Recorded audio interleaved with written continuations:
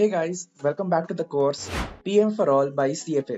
As promised हम ले आए हैं Guesstimate 1 आपके लिए। चलिए तो जानते हैं कि Guesstimate होता क्या है और हम इसे सॉल्व कैसे करते हैं। So Guesstimate is made up of two words, guess and estimate. So हम estimate करते हैं एक quantity को, लेकिन उसका हम लोग correct आंसर नहीं ला सकते. We can only guess कि हमें एक प्रॉब्लम स्टेटमेंट जैसे दिया गया है कि find the total number of swimming pools in India, तो इसका एग्जैक्ट नंबर हम नहीं निकाल सकते, बट हम इसे गेस जरूर कर सकते क्योंकि हमारे पास डेटा अवेलेबल नहीं रहेगा इंटरव्यूज में. हमें बस गेस करके बताना पड़ेगा लॉजिकल थिंकिंग के द्वारा, प्रॉब्लम को ब्रेक डाउन कर करके कि इसका फाइनल आंसर क्या हो सकता है. जैसे गेस्टिमेट के और क्या एग्जाम्पल हो सकते हैं, जैसे कि एक हो सकता है आपका total number of marriages in India per year.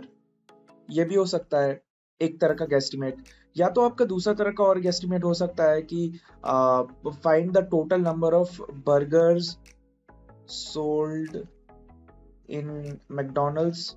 ये भी हो सकता है. ऐसे टाइप के आपके गेस्टिमेट्स हो सकते हैं.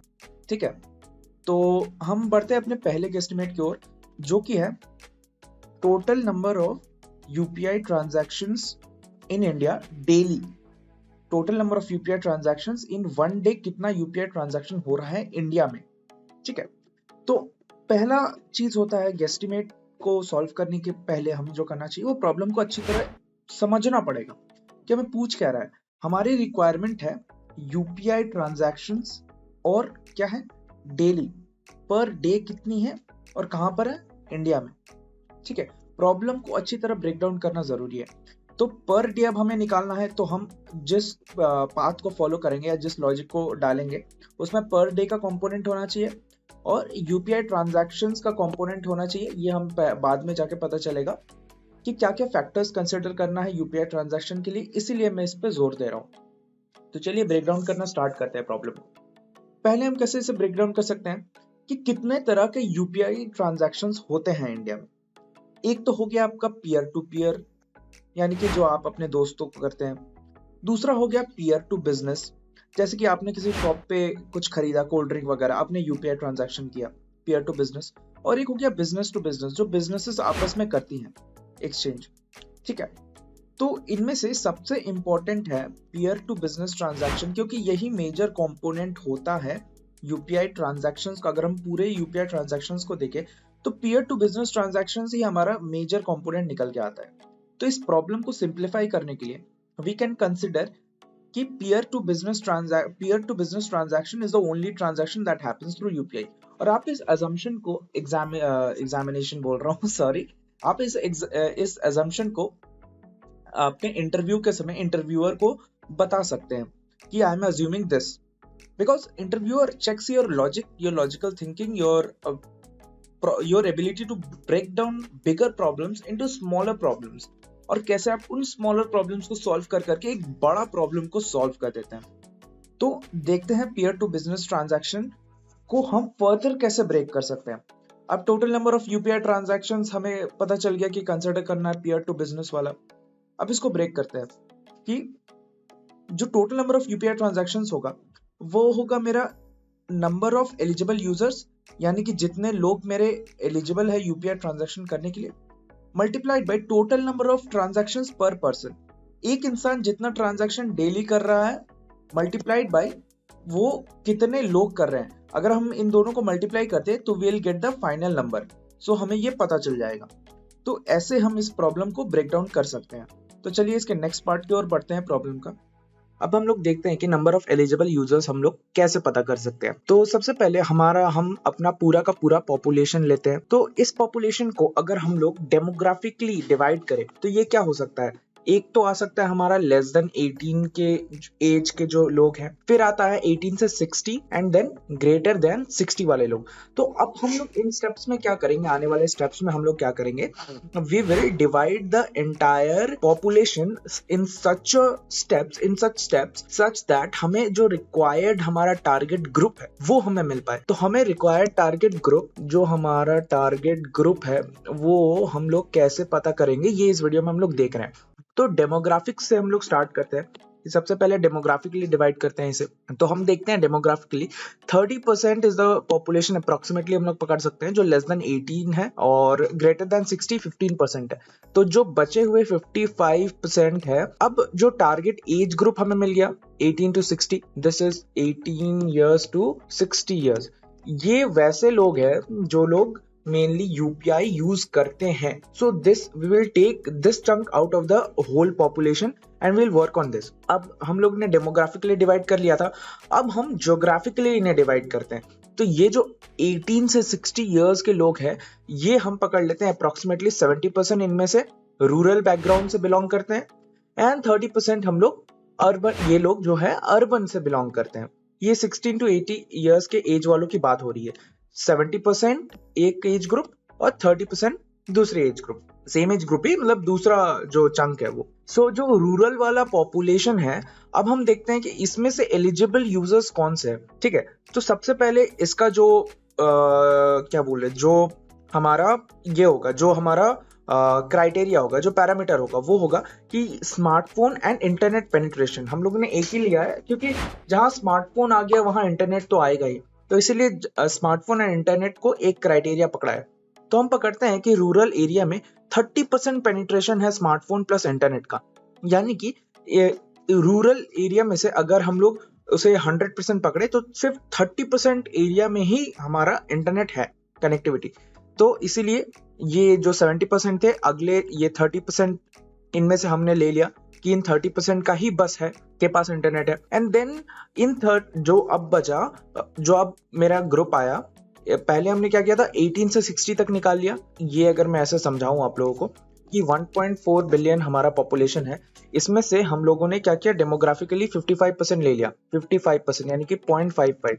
अब इन 0.55 में से 70% जो है वो रूरल बैकग्राउंड से है, 70% यानी कि 0.7 ये रूरल बैकग्राउंड से है। अब इनमें से स्मार्टफोन किनके पास है, बस 30% लोगों के पास, 0.3। अब इनमें से सबके पास तो बैंक अकाउंट नहीं होगा यूपीआई ट्रांजैक्शन करने के लिए, तो इनमें से मैं पकड़ लेता हूं कि रूरल एरिया में 90% लोगों के पास ही बैंक अकाउंट है, तो 30 into 0.9। And then UPI knowledge भी चाहिए। अब बैंक अकाउंट है, आपके पास इंटरनेट है, बट अगर यूपीआई नॉलेज नहीं है तो आप कैसे ट्रांजैक्शन करेंगे, तो उसके लिए यूपीआई नॉलेज भी चाहिए, तो उसको मैं पकड़ लेता हूँ 60%, 0.6। ऐसे ही similarly will do this for आपका अर्बन वाले के लिए हम लोग ऐसा सिमिलर करेंगे। तो 1.4 into 0.55 का 30% हमारा अर्बन है, जिनमें से 90% के पास internet and mobile phone connectivity है, और 100% लोगों के पास बैंक अकाउंट है, मैं पकड़ लेता हूँ, एंड यूपीआई नॉलेज 90% लोगों के पास है। सो अब हम इसे कैलकुलेट करेंगे। तो इसे अगर हम कैलकुलेट करते हैं तो ये निकल के आता है आपका 28 करोड़। सो 28 करोड़ जनता जो है वो हमारी नंबर ऑफ एलिजिबल यूजर्स है। तो ये हमारा निकल के आता है 28 करोड़। सो 28 करोड़ जो है वो हमारी एलिजिबल यूजर्स है। अब प्रॉब्लम का एक पार्ट हमने सॉल्व कर लिया। हमने क्या देखा था कि total number of daily UPI transactions के लिए हमें चाहिए एक तो eligible users multiplied by the daily number of transactions पर यूजर। सो ये अब हमने पता कर लिया कि एलिजिबल यूजर्स कितने हैं, वो है हमारे 28 करोड़। अब हम प्रॉब्लम के अगले पार्ट की ओर बढ़ते हैं, जो है डेली नंबर ऑफ ट्रांजैक्शंस पर पर्सन। नाउ लेट अस सी कि अब हम लोग पर डे का ट्रांजैक्शन निकालने वाले हैं। सो हम लोगों ने पहले पता कर लिया है कि एलिजिबल यूजर्स कितने हैं हमारे पास।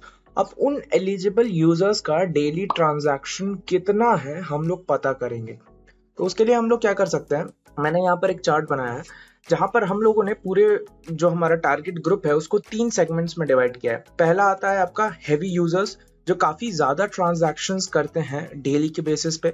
दूसरा आता है मीडियम यूजर्स, जो थोड़ा कम करते हैं, और लो यूजर्स, जो सबसे कम करते हैं। तो हैवी यूजर्स का अगर हम परसेंटेज पकड़ लेते हैं 10% हमारा जो 100% जो पॉपुलेशन ग्रुप आया है, जो टारगेट ग्रुप, जो चंक हम लोगों ने आइडेंटिफाई किया है अपना कि ये एलिजिबल यूजर्स है, उनमें से 10% हैवी यूजर्स है जो कि 15 ट्रांजैक्शंस वीकली कर रहे हैं। अब मीडियम वालों का पकड़ लेते हैं हम लोग 70% एंड लो वाले का 20%, so this makes 100% of my chunk. So heavy users 15 transactions weekly, medium users 5 transactions weekly और low users 2 transactions weekly. अब हमने weekly निकाल लिया, अगर हम इसको ईयरली कर देते हैं और फिर 365 से डिवाइड कर देंगे तो हमें पता चल जाएगा कि डेली ट्रांजैक्शंस कितना होता है यूपीआई का। सो अब हम लोग क्या करते हैं, हम लोगों के पास अप्रोक्सीमेटली 28 करोड़ जो था वो एलिजिबल यूजर्स थे। अब उसमें से जो 10% यूजर्स है वो 15 ट्रांजैक्शन डेली कर रहे हैं, जो 70% यूजर्स है वो 5 ट्रांजैक्शन डेली कर रहे हैं और जो 20% यूजर्स है वो 2 ट्रांजैक्शन डेली कर रहे हैं। सो दिस इनटू ये हो गया weekly, this is for weekly. इसमें से अगर मैं 4 गुना कर दूं इंटू 12, ये आ जाएगा मेरा ईयरली, क्योंकि 4 weeks in a month and 12 month, so उस हिसाब से ये ईयरली आ जाएगा। सो ये मेरा निकल के आता है 72.576 बिलियन इक्वल्स टू, ये 28 CR था ये कोर्स में, and this is in billion, approximately it's 73 billion हम लोग पकड़ सकते हैं। सो हम लोग इसके मदद से हम लोग डेली ट्रांजैक्शंस भी अगर हम इसे डिवाइड कर दें 365 से, सो हमें डेली ट्रांजैक्शंस भी मिल जाएंगे फिर। सो ये हो गया daily and this was yearly. तो चलिए हम लोग देख लेते हैं इंटरनेट पर भी कि दिस पास्ट 2022 ईयर में कितने ट्रांजैक्शंस ईयरली हुए थे। हमारे पास ईयरली ट्रांजैक्शंस निकल के आ रहे हैं 73 बिलियन। तो यहाँ पर हम लोग देख सकते हैं कि UPI processed over 74 billion transactions, 74 billion transactions UPI ने प्रोसेस किया है 2022 में। सो हमारा जो अप्रोक्सीमेशन था 73 बिलियन का, that comes out to be almost correct. So guesstimates में हम लोग एग्जैक्ट आंसर नहीं ढूंढते, इसमें अप्रोक्सीमेटली निकालते हैं। सो प्लस माइनस 10% 20% का एरर होता है। सो उसके हिसाब से ये काफी अच्छा अप्रोक्सीमेशन था। So this was our first guesstimate in the channel. ऐसे गेस्टिमेट्स और प्रोडक्ट केसेस आते रहेंगे चैनल पे, तो फॉलो कर दे CFA को and hit the like button. Thank you.